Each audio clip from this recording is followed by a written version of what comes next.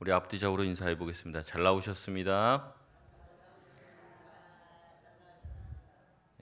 비가 와서 그런지 무더위가 조금 꺾인 것 같은데 끝까지 여러분 건강 잘 챙기시길 바랍니다. 무엇이 옳은가 판단하라라는 제목으로 같이 말씀을 나누겠습니다. 오늘 이 장면은 베드로와 요한이 성전 미문에 앉아 있는 자를 일으키고 그로 말미암아 많은 사람들이 회개하고 돌아오자 여러 가지 소동으로 인하여서 베드로와 요한을 잡아서 공회에서 신문하는 장면입니다. 이제 두 반대 진영이 나눠져 있죠. 베드로와 요한이 한쪽 진영을 이루고 있으면 반대 진영에는 다수의 사람들이 있습니다.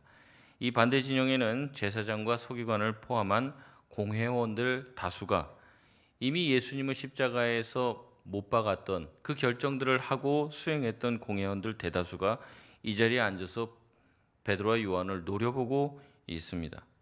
베드로와 요한은 이 자리에서 예수가 바로 하나님의 아들이시며 너희가 그 예수를 죽인 죄인이다라고 주장을 했습니다. 반대로 공회원들은 이들을 신문하고 여차하면 예수님을 죽였던 것처럼 죽이고자 했던 것이죠. 그럼에도 불구하고 베드로와 요한은 그들의 위협에 굴복하지 않습니다.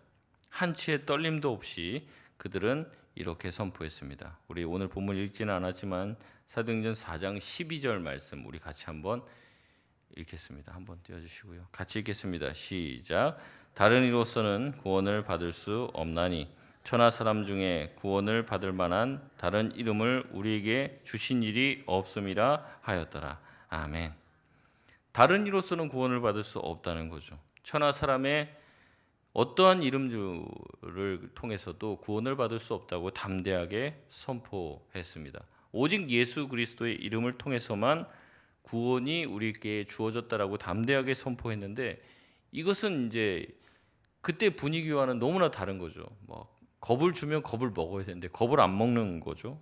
움츠러들 줄 알았는데 오히려 더 담대하게 말씀을 전합니다. 오직 예수 그리스도만이 유일한 구원이 된다고 주장을 하고 선포를 합니다.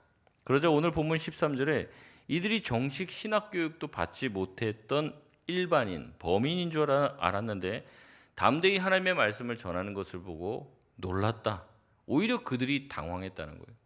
여러분 이렇습니다. 예수 그리스도를 믿고 주님을 정말로 붙든 사람들이 가지고 있는 이 당당함 앞에 세상이 겁박하고 또 무너뜨리고 넘어뜨리고 또 위축시키려고 했던 모든 시도들은 다 무의로 돌아가고 이 정도 하면 이 사람들이 조금 겁먹을 줄 알았는데 그게 아닌 거죠. 그러다 보니까 오히려 자신들이 더 당황하는 모습을 보입니다. 이제 더 이상 어떤 공격을 해도 소용이 없을 거라고 생각을 하는 거예요. 그리고 또 공격을 하려고 해도 14절의 말씀에 보니까 뭐예요? 병 나은 사람이 옆에 있으니까 살아있는 증거죠. 살아있는 증인이 있으니까 뭐 더 이상 이렇게 할 수 있는 말이 없는 거예요. 그래서 공회원들은 어떻게 합니까? 베드로, 요한 너희들 좀 나가 있어. 우리들끼리 좀 회의 좀 해야겠어. 나가 있어. 이렇게 얘기를 합니다. 그러면서 그들이 계략을 짭니다. 16절, 17절, 18절 우리 세 절인데 다시 한번 같이 읽겠습니다. 시작. 이 사람들을 어떻게 할까? 그들로 말미암아 사는 모든 사람에게 알려졌으니 우리도 부인할 수 없는지라. 이것이 민간에 더 퍼지지 못하게 그들을 위협하여 이후에는 이 이름으로 아무에게도 말하지 말게 하자 하고 그들을 불러 경고하여 도무지 예수의 이름으로 말하지도 말고 가르치지도 말라 하니. 아멘. 우선 그들이 너무 당황해서 어떻게 해요? 모여서 이 일을 어찌할꼬 이렇게 얘기하기 시작한다는 거죠. 어떻게 해야겠냐? 답이 없다는 거죠. 이 사람들은 지금 예수님을 포함해서 베드로와 요한 또 이 사람들을 핍박하고 잡아 죽이려고 한 사람들이죠. 그러면서 겉으로는 자신들이 이 일이 정말로 하나님의 일이다. 하나님을 위한 일이고 신성모독한 자들을 죽이는 일이에 하나님이 기뻐하시는 일이라고 이야기하고 있습니다. 근데 지금 이 사람들이 모여서 짜는 계략의 내용을 보면 뭐예요? 이제 자기들이 지금 죽였던 예수님, 또 이 사람들을 겁박하고 예수의 이름으로 말하지 못하게 하려고 하는 그 모든 이유가 겉으로 표면적으로는 하나님을 위한 일인 것처럼 얘기하고 있습니다. 근데 사실은 뭐예요? 자기 자신들이 이 예수님 때문에, 베드로와 이 요한 때문에 백성들의 이목을 끌어당기고 자신들이 어떤 가지고 있던 입지나 역할들이 축소될까 봐 걱정하는 거죠. 그들이 정말로 예수님이 살아계신 하나님의 아들이심을 믿게 되면 그 하나님의 아들인 예수 그리스도를 죽인 자신들이 뭐가 되는 거예요? 오히려 거꾸로 신성 모독자가 된다는 거죠. 그러니까 이들은 자기 자신의 목숨을 위해서 지금 이런 계략들을 짜고 예수님의 이름으로 가르치지도 말고 말하지도 못하게 하고 민간에 더 이상 이 사건이 퍼지지 못하도록 막는 겁니다. 여러분, 여기에서는요, 이렇게 지혜로운 제사장과 서기관과 하나님의 말씀을 조목조목 따져 나가는 이 사람들이요, 하나님이 이 일에 대해서 어떻게 생각하실까에 대한 관심과 판단은 전혀 들어가 있지 않습니다. 이들이 계획하는 모든 계획의 기준은 오로지 자기 자신의 입지밖에 없어요.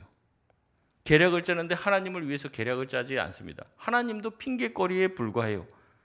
겉으로는 하나님을 위한다, 하나님의 백성과 이 나라를 위한다라고 얘기하지만 예수님을 통해 이 제자들을 통해서 자신들이 가지고 있는 이 유대교의 종교 체제가 위협을 받고 자신들의 밥그릇이 뺏긴다고 생각하기 때문에 결국 베드로와 요한을 이렇게 붙잡아서 어떻게든 겁박해서 말하지 못하게 하려고 하는 것이죠.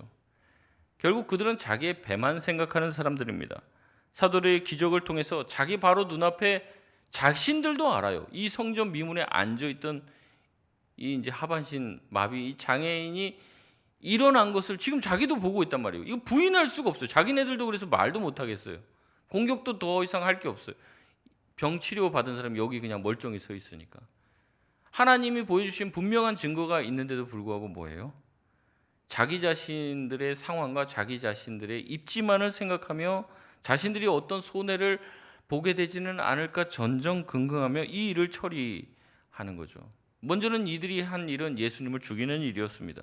예수님, 그 예수쟁이들의 우두머리는 예수님만 죽이면 이 조직은 와해될 것이라고 생각했어요. 그러나 지금 어떻게 됐습니까?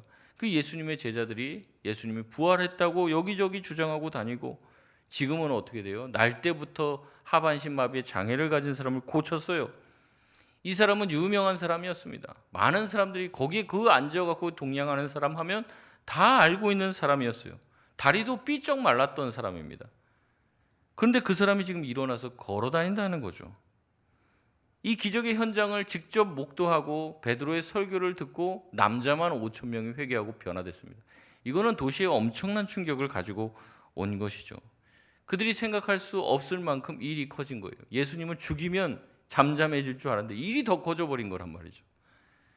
그들은 할 수 있는 것이 없었습니다. 그래서 고작 하는 것이 위협하고 금지시키는 것이었어요. 경고합니다. 도무지 예수의 이름으로 더 이상 가르치지도 전하지도 말라. 다시 말씀드립니다. 이들이 이렇게 하는 이유는 하나님을 위해서인가요? 백성을 위해서인가요? 아니죠. 누구를 위해서예요? 자기 자신만을 위해서 이렇게 하는 거예요. 하나님의 편에 선 자라고 해서 세워진 제사장, 서기관, 바리새인들, 공회원들, 그들은 하나님의 편에 섰다고 얘기하면서 모든 판단을 하는 기준이 자기 자신이란 말이죠. 하나님의 일을 한다고 하는 사람들 중에서도 이러는 모습들을 보이는 사람들이 많이 있죠. 하나님 이름, 주님을 위해서 이렇게 한다. 주님을 위해서 거국적인 일을 한다. 근데 안에 들어가 보면 그게 아니에요. 자기가 이 일을 통해서 얻을 이득이 있는 거죠. 그것 때문에 하는 거예요. 자신의 만족과 자신의 배를 불리기 위해서 하는 거죠.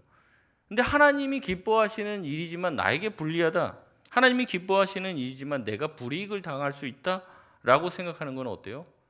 그것은 하지 않으려고 하는 거예요. 여러분, 하나님의 일은요, 대부분이 그렇습니다. 희생을 감수하는 거예요. 예수님을 전하고 예수님을 믿는 진정한 삶을 살다 보면 반드시 고난이 찾아오고 손해볼 일이 생긴다는 것이죠. 그러나 이 사람들은 애초에 하나님을 섬기는 것도 결국에 하나님을 섬겨서 자기가 유익을 누리기 위해서 섬겼기 때문에 그것을 위해서 어떻게 보면 목회도 하고 선교도 하고 그랬기 때문에 자기에게 유익이 되지 않고 오히려 자기 것이 빼앗기는 상황에 뭔가 하나님의 일을 위해서 진정한 대가를 치러야 하는 일에는 절대 나서지 않는 거예요. 자기가 생각하는 어떤 기준이 있는 거죠. 그것을 통해서 유익이 된다. 내가 어떤 즐거움을 얻거나 뭐 높아지거나 아니면 어떤 소득이 있거나 그러면 그 일을 막 매진해서 해요.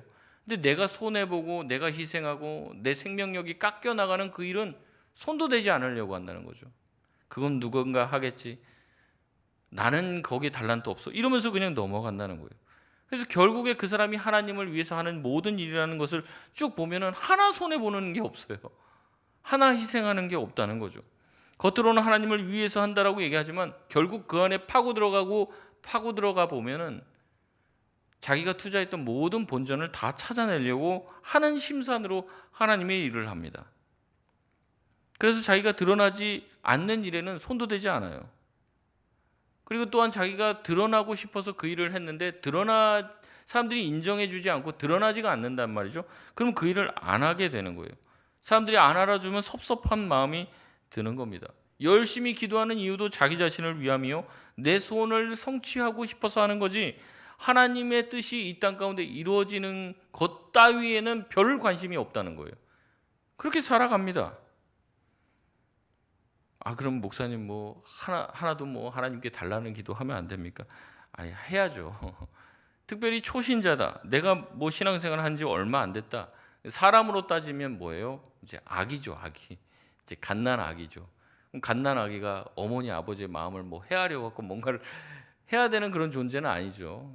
완전 정말 초신자고 이제 뭐 믿음의 걸음마를 막 떼는 분들은 편하게 구하십시오, 하나님께.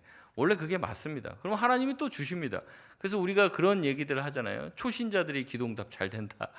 뭐 이런 얘기 하듯이 그런 거예요. 근데 신앙이 깊어지고 성장해서 장성하게 됐단 말이죠.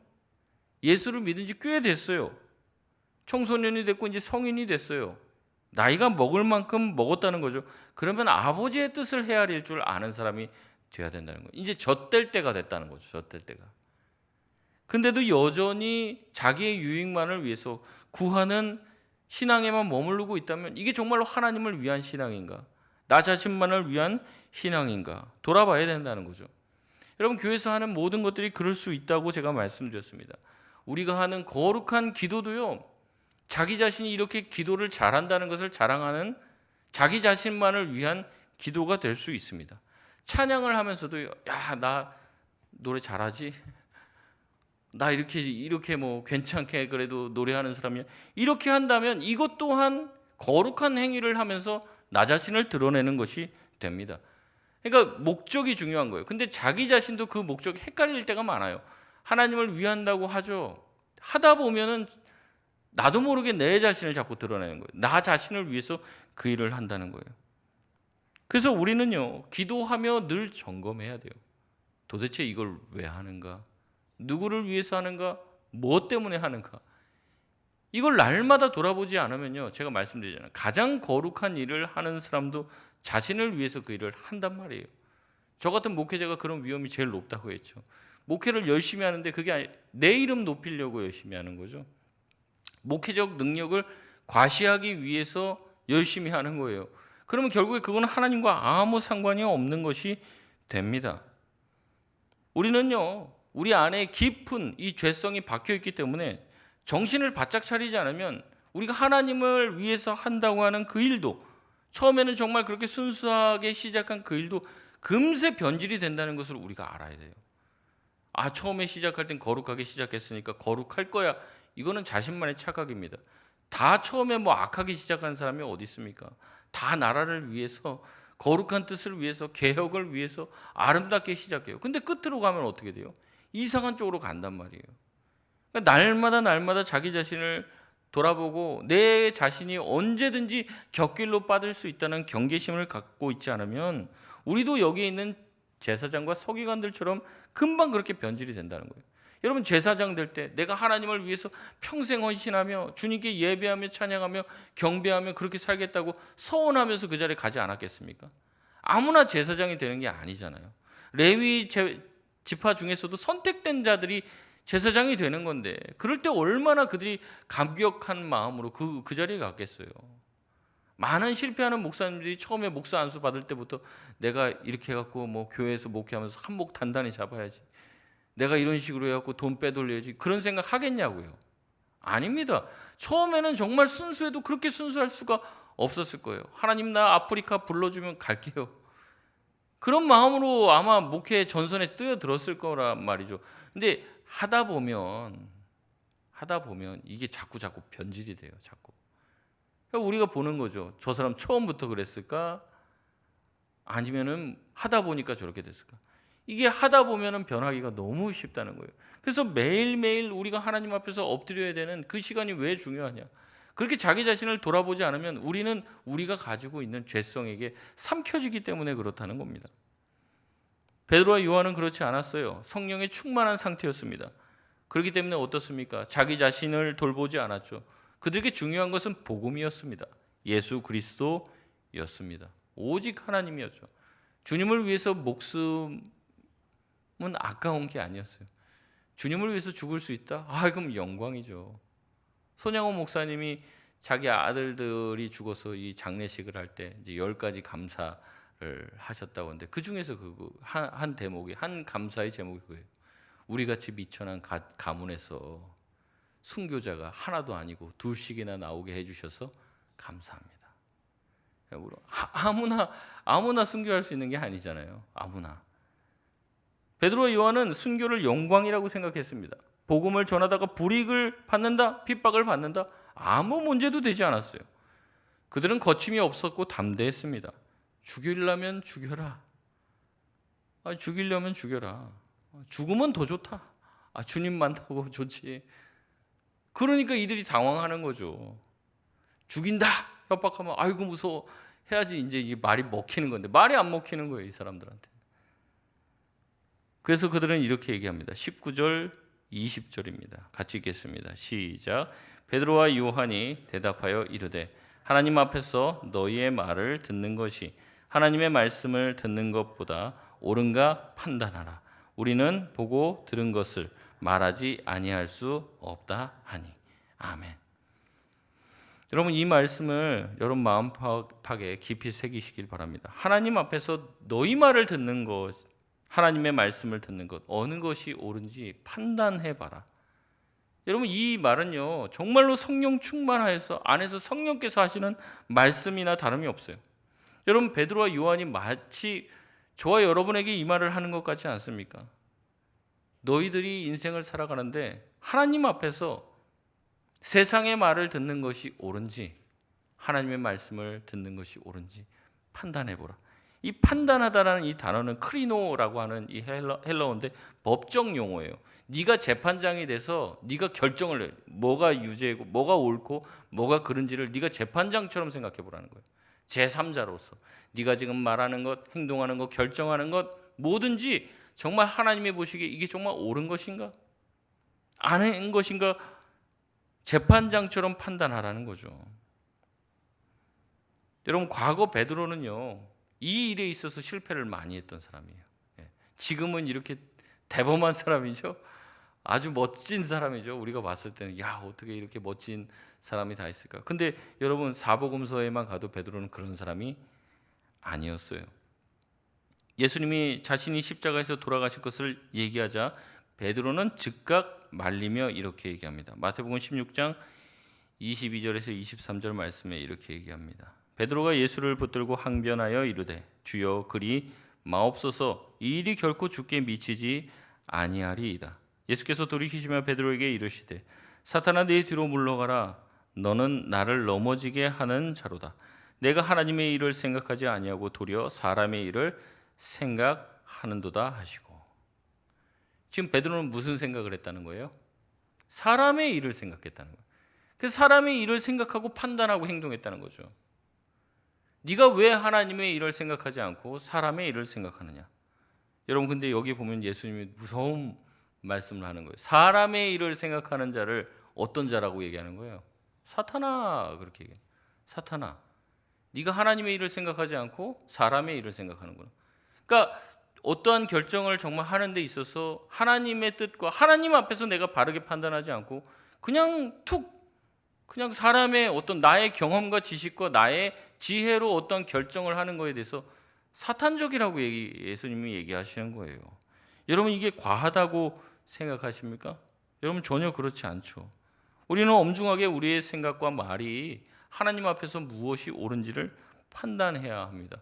왜냐하면 우리 인생을 살아갈 때는요, 성경에서 말하고 있는 것, 또 규정하고 있는 것, 이것 말고도 복잡 다단한 일들이 굉장히 많이 생기는 거예요. 백화점 가서 이 옷 살까 저 옷 살까 무슨 옷을 사? 그 성경에 나와 있습니까, 기준에? 뭘 사야겠어요? 여러분, 사고 싶은 거 사시면 됩니다. 그런데 사실 때도 뭔가를 결정할 때도 이 직장에 취직하는 게 좋은가, 저 직장에 취직하는 게 좋은가, 어디에서 무엇을 해야 되는가, 우리가 결정할 때 하나님 앞에서 내 마음의 양심을 하나님 앞에 부끄럽지 않게 질문해야 하는 거죠. 하나님, 내가 뭐 하는 것, 어디 가는 것을 하나님 기뻐하십니까? 하나님, 무엇이 옳을까요? 여러분, 대부분의 질문은요, 그렇게 난해하지 않습니다. 이 질문 몇 가지만 던져보면 금방 답이 나온다는 거죠. 하나님, 내가 정말로 하나님의 일을 생각하기를 원합니다. 정말 사람의 일을 생각하지 않게 하여 주옵소서. 근데 많은 경우에는 그렇지 않아요. 사람들과의 관계가 틀어질까 봐 분명히 그렇게 해야 되는데도 그냥 넘어갑니다. 또 이렇게 해야 되는데도 또 여러 가지 그 상황 속에서 내가 불편해질까 봐 그냥 넘어가는 거예요. 그러니까 결국에 우리는 사람의 일만 생각하다가 내 인생을 마치게 되는 그런 경우가 얼마나 많이 있냐는 거죠. 인생의 수많은 결정 앞에서 우리는 하나님의 말씀을 듣는 것, 사람의 말을 듣는 것 가운데 판단해야 됩니다. 근데 판단은 섰어요. 근데 그렇게 하려고 실천해 보려고 하니까 그게 쉽지 않죠. 결국에 하나님의 말씀대로 사는 것, 뭐가 옳은지 그른지를 내가 판단해도 정말 그렇게 하려고 하는 실행력에는 뭐가 필요하냐면 결국에 내 힘으로 할 수 있는 건 없어요. 결국에 베드로와 요한이 사복음서에서는 이런 사람이었는데 어떻게 사도행전에 와서 이런 담대한 사람으로 변할 수 있었습니까? 그 사이에 무슨 사건이 있었어요? 성령이 충만하게 그들에게 임하는 사건이 있었다는 거죠. 그래서 제가 지금 사도행전 강의 말씀을 드리면서 계속 우리가 해야 될 기도의 제목이 있다면 뭐라는 거예요? 성령의 충만을 날마다 구해야 된다는 거예요. 뭐가 옳은지를 알아요. 그래도 그거를 내가 하고 싶지가 않다고요. 성령의 소욕이 나를 붙들고 있지 않으니까 자꾸 육체의 소욕으로 나를 이끌어 간단 말이죠.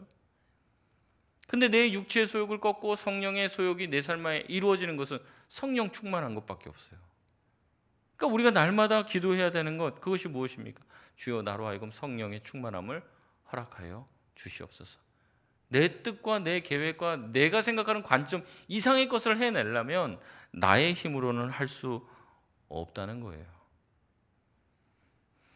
제사장과 서기관들은 결국에 21절에 방법을 찾지 못해 우물쭈물하다가 그들을 위협하여 놓아줄 수밖에 없었습니다. 아마 이 공회 밖에서 수많은 사람들이 그냥 몰려 있었을 거예요. 언제 베드로와 요한 나오나 웅성웅성 소리가 드는 거예요. 그러니까 더 이상 오래 붙잡아 놓을 수가 없어요. 여러분, 세상이 할 수 있는 게 이거밖에 없습니다. 위협밖에 못해요. 죽이겠다, 말하지 마라, 위협밖에 없습니다. 그러다가 죽이기도 때로는 하죠. 근데 죽어도 우리는 괜찮죠. 왜냐하면 예수님을 만나고 정말 순교의 영광을 얻을 수 있다면 그게 뭐가 두렵습니까? 두렵지 않은 거죠. 하나님 옆에 서서, 하나님 편에 서서 하나님의 말씀을 듣고 하나님이 원하시는 그 길을 걸어간다면 세상에 뭐가 두렵겠습니까? 뭐가 걱정이 되겠습니까? 우리가 거기 있지 않고 이 세상과 하나님 사이에서 갈팡질팡하기 때문에 우리 안에 두려움이 있는 것이고 불안이 있는 것이죠. 말씀을 정리하겠습니다. 우리는 기도하며 자꾸 하나님을 내 편에 끌어들이려고 합니다. 하나님, 내가 이번에 뭘 합니다. 하나님, 내가 이거 다 내가 계획해 놓죠. 하나님은 뭐만 하면 돼요?